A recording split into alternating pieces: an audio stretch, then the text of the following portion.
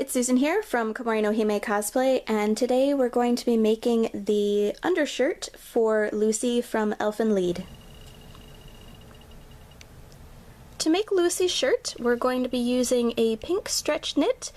It is a little bit lighter in person than it shows up on camera, however, probably could use a slightly lighter pink to be a little bit more accurate to the anime design.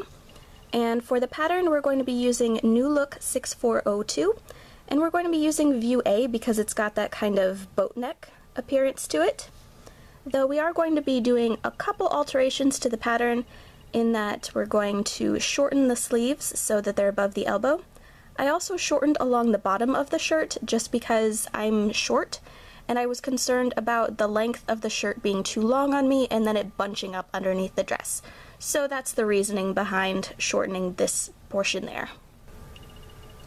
Putting right sides together, we're going to sew the two shirt back pieces together along the center back seam. Putting right sides together, we're now going to sew the front to the back of the shirt along the side seams and along the shoulder seams. Now that we have the base shirt assembled, we're going to finish the edges at the neckline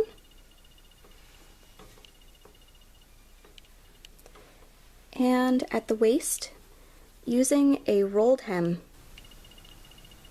Moving on to the sleeves, we're going to fold the sleeves in half and sew it together along the side.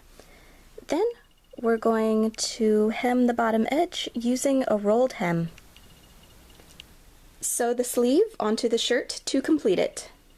I made a size medium for my costume, and if I was to make this again, I would go down a size and do a small, so just something to keep in mind if you're using the exact same pattern for your Lucy cosplay.